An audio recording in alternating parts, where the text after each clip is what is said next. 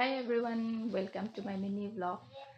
तो मेरा ब्लॉग है थाईलैंड वर्सेस वियतनाम का ऊपर में, क्योंकि मैंने थाईलैंड विजिट किया था बिफोर कोरोना 2019 और वियतनाम विजिट किया अभी रिसेंट 2026 फरवरी लास्ट को। तो सबसे पहला बात, whether to choose Vietnam or to Thailand, then I would say Thailand। क्योंकि थाईलैंड ना काफ़ी मतलब काफ़ी मॉडर्न है, काफ़ी काफ़ी काफ़ी मॉडर्न है। Best and best tourist place at least for me. बाकी का तो मालूम नहीं, क्योंकि हम लोग जब विजिट किया था Thailand, that was before corona 2019 में विजिट किया था हम लोग। उस समय में ही इतना डेवलप था। तो अभी का मेरा मेरा जो रिसेंट ट्रिप था वियतनाम का, वो तो recent just it is like today is 12th of March. मैं 1 तारीख को पहुंची हूँ, इंडिया में लैंड हुई हूँ। तो सोच के देखो अभी तो थाईलैंड कितना इम्प्रोवाइज हो गया होगा पहले से भी। तो थाईलैंड क्यों है बोलने से, वियतनाम में हम लोग लैंडिंग हुआ है, होने का बाद में हम लोग का टैक्सी प्रॉब्लम हो गया था। वो भी टर्मिनल चेंज करने के लिए हम लोग हो ची मिन सिटी लैंडिंग किया था। तो इंटरनेशनल टर्मिनल था, हम लोग फिर अलग फ्लाइट के लिए हम लोग टर्मिनल चेंज करना था। उसके लिए हम लोग को टैक्सी के लिए लेने के देने पड़ गए थे और हम लोग के पास में बिल्कुल टाइम नहीं था। तो हम लोग को लूट लिया गया वहाँ में टैक्सी के लिए आपका वो था, ब्रोकर्स टाइप होता है ना।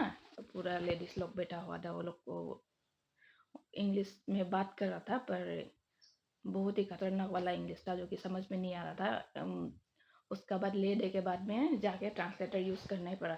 तो थाईलैंड में क्या होता है, थाईलैंड में आपका वो एटीएम टाइप कुछ एक मशीन लगा हुआ होता है। हम लोग जब गए थे ना, तो आपको हमें टाइप करना पड़ता है how many person you are, आप लोग कितना आदमी के लिए मतलब गाड़ी चाहिए। तो उस हिसाब से गाड़ी आ जाता है, और गाड़ी आ जाता है मीन्स विथ गाड़ी का नंबर, ड्राइवर नेम, और मतलब रजिस्टर्ड होता है वो लोग। अगर आपका साथ कुछ भी मतलब इधर उधर हुआ तो आपका साथ में वो स्लिप होना है, उसमें गाड़ी का नंबर होगा, गाड़ी का टाइप आ जाएगा। अगर आप लोग ज़्यादा आदमी है तो आपके लिए बड़ा गाड़ी आ जाएगा। अगर आप लोग कम आदमी है, आप लोग के लिए कम आदमी आ जाएगा। वहाँ से एक स्लिप निकलेगा आपका वो का हिसाब से, उसको लेके आप लोग बुलाना है, दिखाना है स्लिप को। ड्राइवर लोग सब उधर ही होता है। तो ज़मीन आसमान का फ़र्क है मैंने वियतनाम और थाईलैंड में। देन थाईलैंड में आपका इंग्लिश जानता है, सब जानता है इंग्लिश, वियतनाम में नहीं जानता। एंड देन वियतनाम में आपका खाना ढूंढ के घूमते रहना पड़ता है, यहाँ में खाएगा वहाँ में खाएगा। थाईलैंड में नहीं घूमना पड़ता है। थाईलैंड में आपका है 24/11 एक वो है आपका, क्या बोलते हैं वो, डिपार्टमेंटल स्टोर टाइप। उसमें आपका एवरीथिंग मिलेगा आपको, खाना से लेके आपका मतलब वेजिटेबल्स, बिकिनी से लेके आपका फॉर्मल सूट तक, एवरीथिंग A to Z मिलेगा आपको, पूरा सामान मिलेगा। तो वो चीज़ आपका वियतनाम में नहीं है।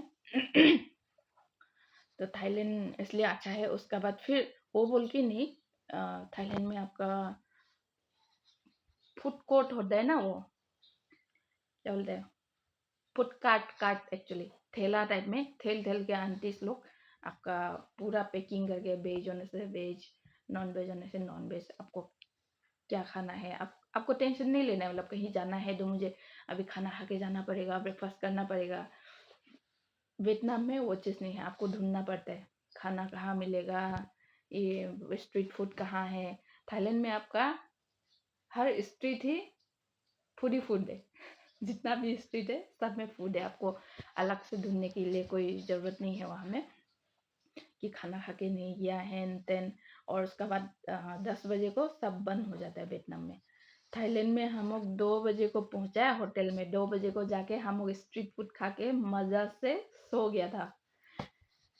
वियतनाम में आपका हम लोग एक दिन नूडल्स खा के बिताया है पूरा दिन, आई मीन पूरा रात।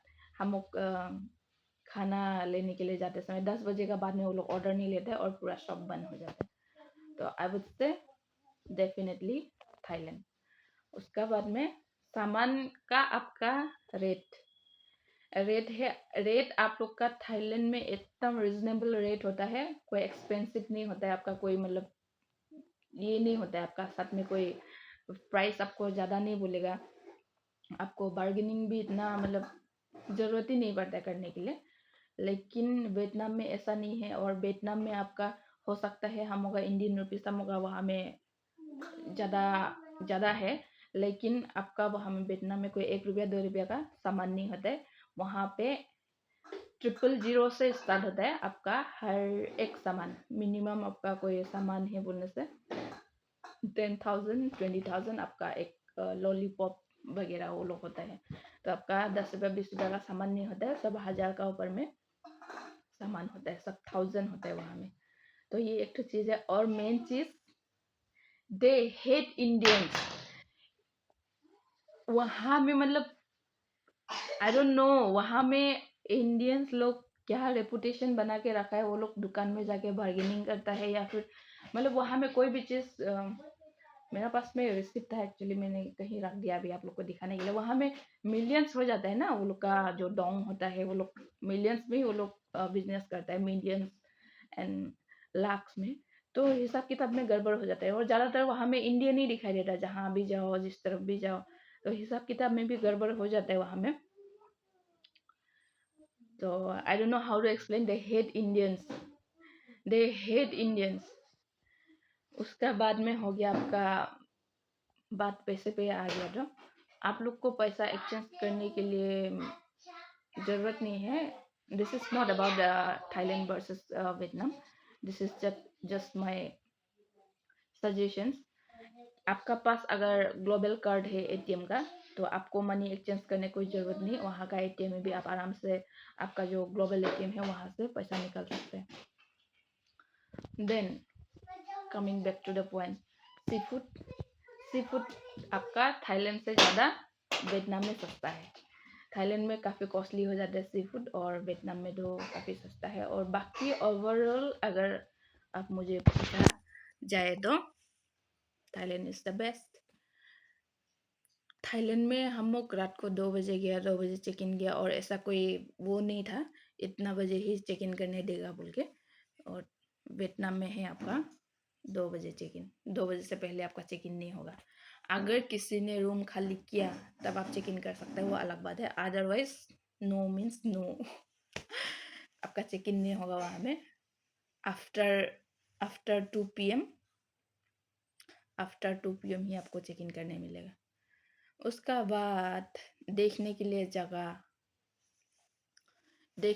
जगह, अगर बोला जाए तो मेरा हिसाब से बना हिल्स सबसे बेस्ट है। अदरवाइज सब सो क्योंकि बना हिल्स में है आपका एक ही जगह में काफ़ी मतलब वो डेस्टिनेशन है। वहाँ में आपका फ्रेंड्स विलेज है, केबल कार है, उसका बाद आपका वो है ये क्या ऐसा वाला गोल्डन ब्रिज, उसका बाद बुद्धा स्टेचू है, और कुछ पार्क्स भी है, क्या क्या बहुत बहुत कुछ है। अगर अगर आप लोग वियतनाम का मतलब प्लानिंग कर रहे हैं, तो अगर आप लोग सिर्फ वियतनाम जाके दानांग में लैंड करके सिर्फ बना हिल्स घूम के आ जाए, वॉट इट, काफ़ी है। वहाँ में बहुत ज़्यादा चीज़ है देखने के लिए। फुकोक, उसका बाद में हानोई नहीं जाने से भी हो जाएगा, कुछ खास नहीं है उसमें। और क्या बोलेगा दैट्स इट। मेरा छोटा मोटा ब्लॉग को आप लोग को अगर पसंद आ जाए तो एक लाइक कर देना। उसका बाद if you have any doubts you can DM me. Till then bye bye.